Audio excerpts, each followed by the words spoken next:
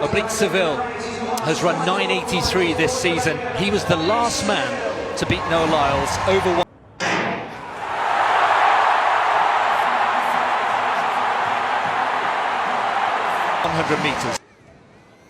Great start from Seville, who's got a little bit of a march on Noah Lyles. Lyles has got some work going really well here. Seville's going to win this. Brilliant rig. He even has time to salute. 9.85.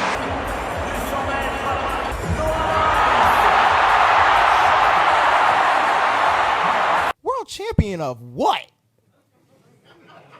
The United States?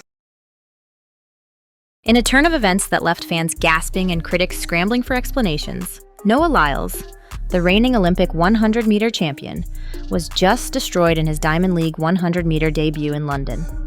And the man responsible? None other than Jamaica's Oblique Seville, the quiet, oft-overlooked sprinter who delivered a stunning 9.86-second performance that sent shockwaves through the world of track and field. In wet conditions, against a stacked field, against the so-called fastest man on Earth. And the moment it happened, Lyles didn't just lose a race. He lost something deeper: control of the narrative. For months, Lyles had dominated headlines with golden ambitions, YouTube vlogs, and viral speeches. But now, all eyes are on Seville and that ice-cold finish line glare he gave after crossing ahead of a furious, frustrated Lyles. This wasn't just a sprint, it was a statement. A statement that maybe, just maybe, the throne isn't as secure as Lyles once thought. The London Diamond League crowd came for a coronation, but they got a coup. As the rain came down and tension built at the start line, fans expected to see Noah Lyles, fresh off Olympic triumph, make his 100-meter Diamond League debut with authority. But as the gun fired, it was Seville who surged, arms punching, knees driving, face stone cold in focus. And when he hit the line first in 9.86 seconds, the stadium went dead silent before exploding into disbelief. Lyles crossed behind him, wearing a face of pure fury, no smiles, no grace, just confusion and frustration. How did this happen? The favorite lost, and he didn't just lose, he was beaten.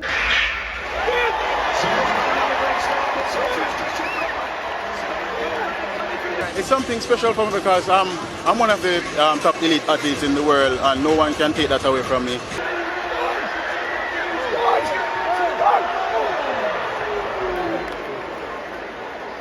Beaten clean, convincingly on a day where excuses were few and expectations were sky high. That image of Seville staring down the cameras while Lyles looked away said it all. There's a new name commanding respect in the 100-meter, and the entire world just witnessed it, live. But this wasn't their first dance. Seville and Lyles already had unfinished business, baggage that traces back to the 2024 Paris Olympics. In the semifinals of the 100-meter, Seville did the unthinkable.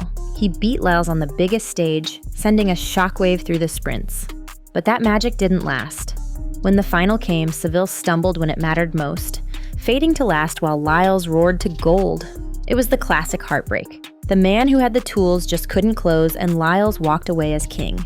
But Seville, he didn't forget. That pain, that sting of blowing his moment, it lingered. He trained with it. He raced with it. And when he stepped onto that wet track in London, he wasn't just running a race, he was seeking revenge, redemption. And unlike Paris this time, he finished the job. Lyles didn't just lose to a rival. He lost to the ghost of his Olympic semifinal, now evolved, sharpened, and deadly. And let's not forget the chaos that's been brewing behind Noah Lyles' picture-perfect smile. Sure, he left Paris with Olympic gold in the 100-meter and a bronze in the 200-meter. But what fans didn't know at the time? He was falling apart. Lyles had tested positive for COVID-19 during the Games.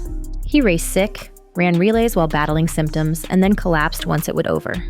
No celebrations, no energy, just a drained champion left to recover in silence.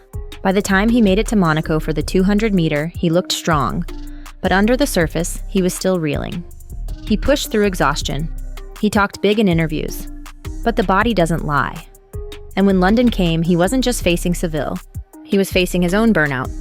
The cost of Olympic greatness caught up to him. And Seville, he was ready to collect. When Lyles won in Monaco with a 1988 against Let Sally Tobago, the sprint world exhaled. The king was back. The swagger returned. The tweets started flying again. For a moment, it felt like the Lyles show had resumed its regular programming. But London flipped the script in one brutal burst of 9.86 seconds. Seville not only silenced the noise, he reignited every doubt that Monaco temporarily buried. And to make matters worse, this all happened on Lyles' birthday weekend, a time he had hyped as a celebration season. Instead, it was humiliation season. The vibes were off, the confidence rattled, and that post-race interview? You could feel the frustration boiling under every clipped answer. This wasn't just another Diamond League stop. It was a reality check. A reminder that no matter how golden your resume, every sprinter bleeds red when challenged. Even Usain Bolt couldn't ignore what happened. The fastest man in history, the legend whose shoes no one's been able to fill, has quietly endorsed Oblique Seville as the next one up. But always with a caveat. Bolt said Seville could break records, maybe even his 9:58, if he got over the hump. That hump? Delivering under pressure, beating the big names, running through the storm literally and figuratively. And in London, Seville did just that. He didn't just win, he overcame. And Bolt saw it. You can bet he saw that ice-cold focus, that finishing form, that fearless attack off the blocks. Suddenly, Jamaica's sprint future doesn't look so shaky. And while Bolt will always be the GOAT, the throne he left vacant might finally have a worthy heir warming up in lane 4. Now the question on every analyst's lips: is this a fluke or the beginning of a new sprint era? With the World Championships just around the corner in Tokyo, all eyes are locked on the rematch. Lyles, wounded but dangerous, has a point to prove. Seville, confident and hungry, has everything to gain. The Americans want to reclaim dominance. The Jamaicans want revenge. And track fans? They're preparing for war.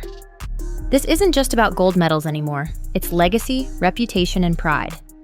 Lyles built his empire on confidence and charisma. But Seville?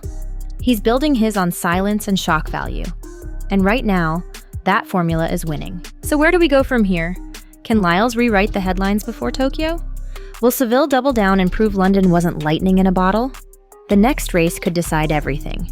Endorsements, Olympic momentum, even the psychological edge heading into 2026. But one thing is clear, the gap between king and contender is gone.